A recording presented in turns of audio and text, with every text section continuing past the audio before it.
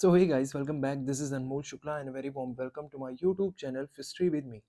हम आ गए हैं यूनिट 5 में कवर करते हुए यूनिट 1, यूनिट 2, यूनिट 3 और यूनिट 4।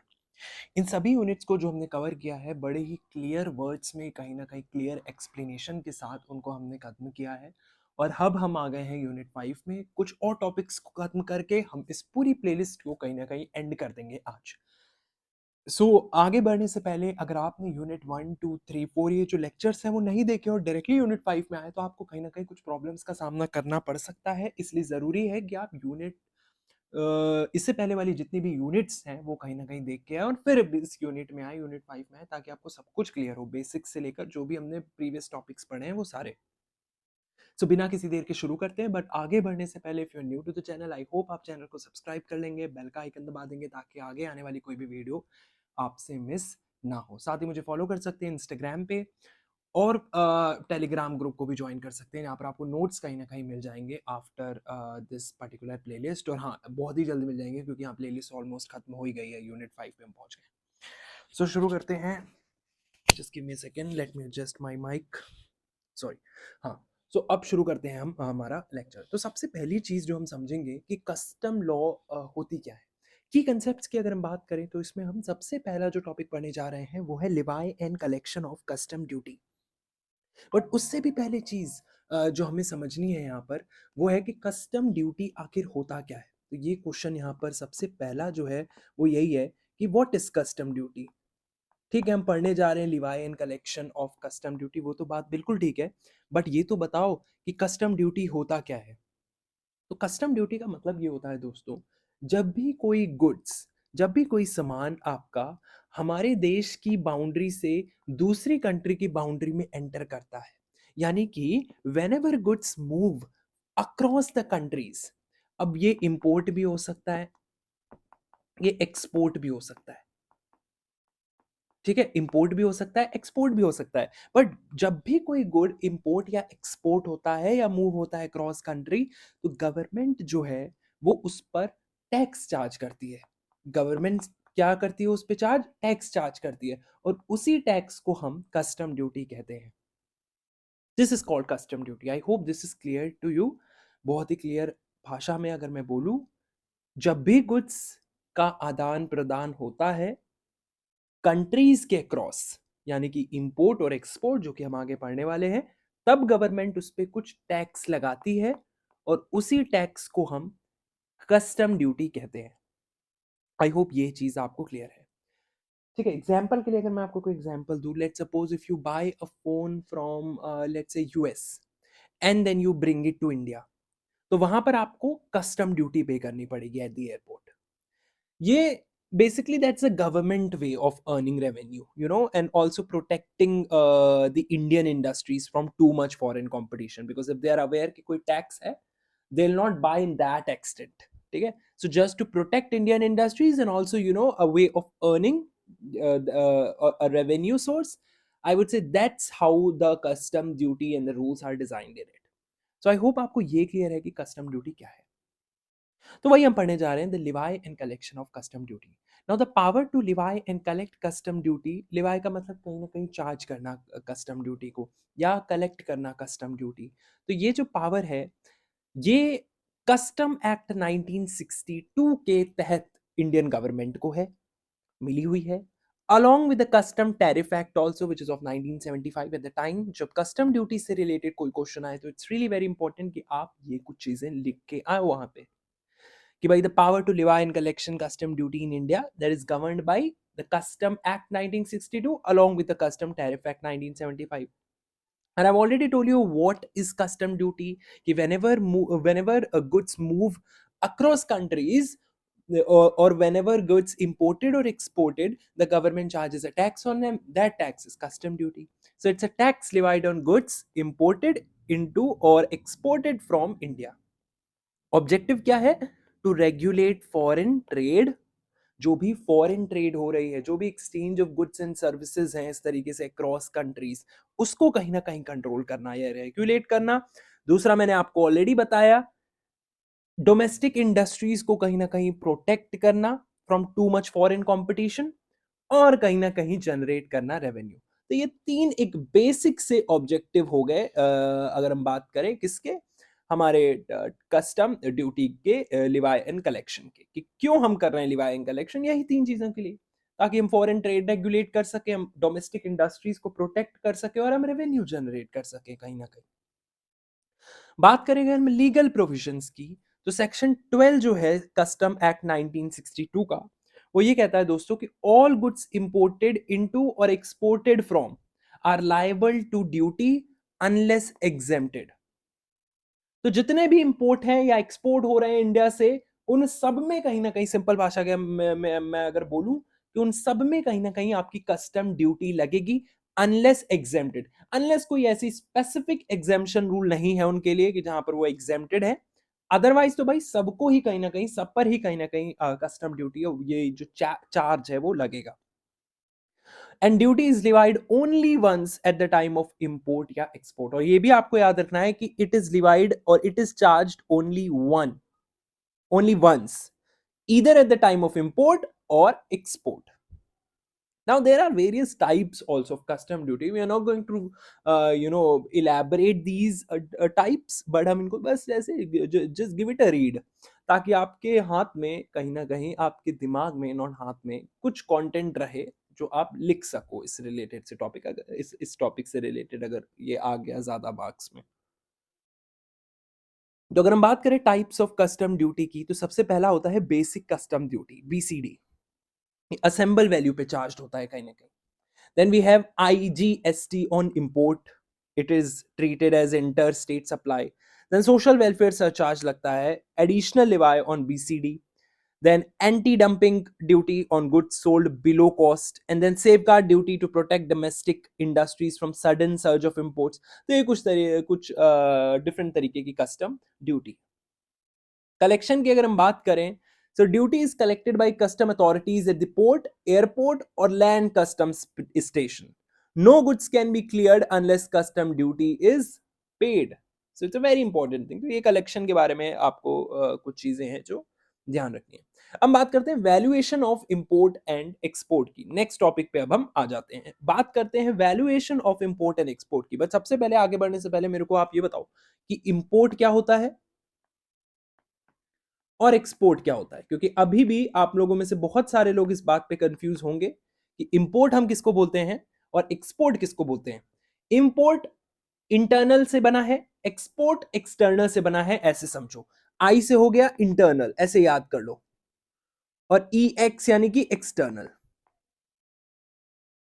तो देखो दोस्तों, इंपोर्ट का मतलब है यू ब्रिंगिंग गुड्स और services into your country internally. तो जब भी आप अपनी कंट्री में कोई गुड्स और सर्विसेज को इंपोर्ट कर रहे हो, अपनी कंट्री में ला रहे हो from another country, then it's gonna be import.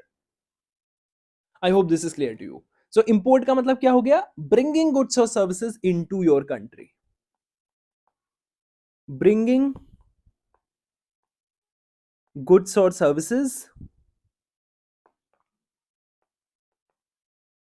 Into your country.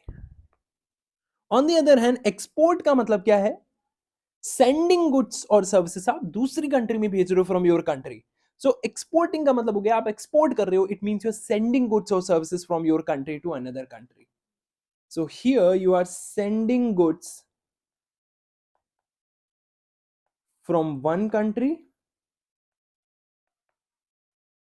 To another, that's what export is.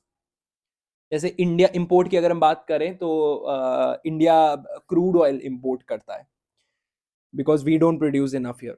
Also export की अगर हम बात करें तो कई सारी सॉफ्टवेयर सर्विसेज इंडिया एक्सपोर्ट करता है to US, even spices to Europe, वो एक्सपोर्ट करता है। तो आई होप क्लियर है। इंपोर्ट इन यानी कि things come in, export exit ये कह सकते हो आप, यानी कि थिंग्स गोइंग आउट।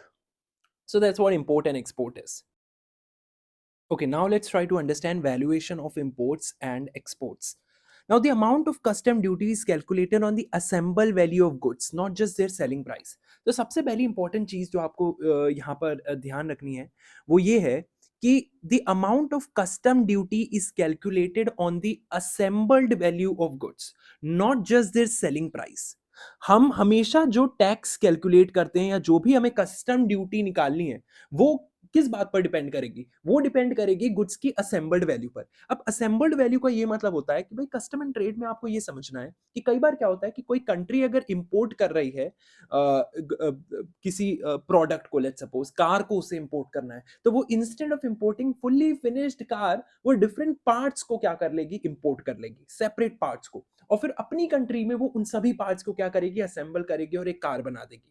सो जो वैल्यू होगी फिर फिनिश्ड प्रोडक्ट की आफ्टर द असेंबली, जिसमें आपकी इंपोर्टेड पार्ट्स की कॉस्ट होगी, लोकल लेबर की कॉस्ट होगी, एक्सपेंसेस होंगे, तो जो वो टोटल कॉस्ट होगी वो होगी आपकी असेंबल्ड वैल्यू ऑफ गुड्स। यानी कि instead of importing a fully finished product, companies import separate parts and then assemble them in their country. That's what assembled value of goods is. So custom duty जो calculate होती है वो आपको ध्यान रखना है, वो असेंबल वैल्यू ऑफ गुड्स पे कैलकुलेट होती है। Now let's quickly talk about valuation of import and export. तो सबसे पहले हम बात कर रहे हैं वैल्यूएशन ऑफ इंपोर्टेड गुड्स की। सो इसको गवर्न किया जाता है सेक्शन 14 ऑफ कस्टम एक्ट 1962 में। ठीक है, तो इसको कौन कंट्रोल कर रहा है, कौन गवर्न कर रहा है? Section 14 of custom act 1962 and custom valuation rules 2007। So the value is the transaction value. जो वैल्यू है वो है ट्रांजैक्शन वैल्यू, और वो ट्रांजैक्शन वैल्यू क्या है? द प्राइस एक्चुअली पेड और payable for the goods when sold for export to India. तो ट्रांजैक्शन वैल्यू हमने पहले भी लेक्चर्स में पढ़ी है। जो एक्चुअल में प्राइस हम पे करते हैं या जो एक्चुअल में हमें पे करना है किसी गुड्स के लिए प्राइस, उस पर कहीं ना कहीं वैल्यूएशन निकालते हैं। That is the concept here. उस पर कहीं ना कहीं हम टैक्स फाइंड करने की कोशिश करते हैं। So the value is the transaction value, that is the price actually paid और payable for the goods when sold for export to India.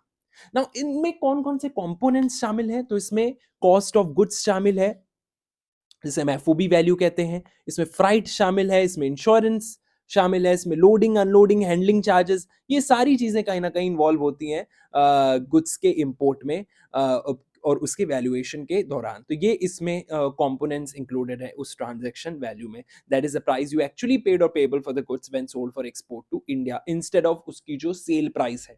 ठीक है, क्योंकि उसमें फ्राइट भी लग जाता है, उसमें cost of goods, insurance, loading unloading, handling charges, बहुत सारी चीजें आ जाती हैं। So if insurance of freight is not known, then standard percentage हम add कर देते हैं।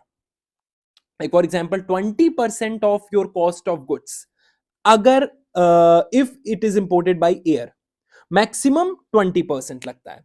1.125% of FOB as insurance, and this gives you the CIF value, that is cost, insurance और freight।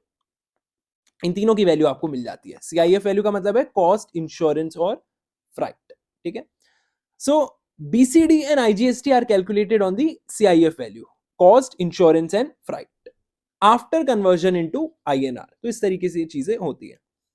अगर हम बात करें वैल्यूएशन ऑफ एक्सपोर्टेड गुड्स की, सो एक्सपोर्ट ड्यूटी जो है it is levied on very few items, जैसे कि raw hides, iron ore, but only when applicable. तो जो एक्सपोर्ट ड्यूटी है इट्स वेरी रेयरली हम अप्लाई करते हैं कुछ ही आइटम्स में। And again the value is based on FOB value, price at which goods are exported, excluding the freight and insurance. Now let's talk about custom refund and recovery. तो अगर हम बात करें रिफंड ऑफ कस्टम ड्यूटी की, तो हम इसके बारे में बात करते हैं सेक्शन 27 में। रिफंड आप तब क्लेम कर सकते हो when excess custom duty was paid by mistake, गलती से ज्यादा कस्टम ड्यूटी पे कर दी गई है, उस केस में आप रिफंड क्लेम कर सकते हो। दूसरा, duty was paid on goods not imported और डिफेक्टिव गुड्स रिटर्न्ड, उस केस में भी आप रिफंड क्लेम कर सकते हो। उस केस में जहां पर ड्यूटी जो है वो कहीं ना कहीं पे की गई है ऑन गुड्स जिनको इंपोर्ट किया ही नहीं गया, या डिफेक्टिव गुड्स रिटर्न्ड। तीसरा, duty paid provisionally and final duty comes out less. Duty जो आपने पे करी है दैट इज तो you have done provisionally, but जो फाइनल ड्यूटी आई है वो कम आई है, सो उस केस में भी आप रिफंड क्या कर सकते हो, क्लेम कर सकते हो। और जो टाइम लिमिट है कहीं ना कहीं रिफंड एप्लीकेशन की, it must be made within 1 year from the date of payment. Now the process is, the application is prescribed form to the Assistant Commissioner of Customs, and it must be accompanied by the documentary proof. If satisfied, then only refund is generated. Now, refund will not be allowed if the burden of duty was passed on to someone else, जिसे हम principle of unjust enrichment कहते हैं. तो refund वहां पर allowed नहीं होगा अगर ड्यूटी का, इस कस्टम ड्यूटी का जो बर्डन है वो किसी और को कहीं ना कहीं पास ऑन कर दिया गया है. Now let's quickly talk about recovery of custom duty section 28. I am not investing that much time here क्योंकि ये सारी चीजें रीड करने की है, कहीं ना कहीं ये लॉ से रिलेटेड है, क्या बातें कही गई हैं उससे रिलेटेड है. तो आपको बस इनको कहीं ना कहीं देखना है, एक बार पढ़ना है, और एग्जाम में you will be good to go for your exam. एक दो बार पढ़ोगे आपके दिमाग में बैठ जाएंगे, आई एम श्योर. तो रिफंड ऑफ कस्टम ड्यूटी के बारे में हम बात करते हैं सेक्शन 27 में. फिर से बोलो, रिफंड ऑफ कस्टम ड्यूटी के बारे में हम किस में बात करते हैं? सेक्शन 27 में. But recovery of custom duty की हम बात करते हैं सेक्शन 28 में. So if duty was not paid, duty अगर पे ही नहीं की गई, या कम पे की गई, या इरोनियसली रिफंड की गई, गलती से रिफंड चला गया मान लो, उस केस में रिकवरी की बात करते हैं हम कस्टम ड्यूटी की, section 28. then the custom officer can issue a notice to the importer or exporter, और ये करना होता है उसे within 2 years. नॉर्मल केसेस में, in case of fraud or suppression, it can be 5 years as well. The person will be liable to pay the amount along with the interest and possible penalty as well, if this is a case of let's suppose short paid or not paid. So thank you so much. यहाँ पर हमने खत्म कर दिया unit 5 भी. तो unit 1 2 3 4 5 कहीं ना कहीं सारी यूनिट्स कवर हो गई हैं. तो अब हम मिलेंगे एक नए सब्जेक्ट के साथ आपके लिए, और till then keep studying, take care.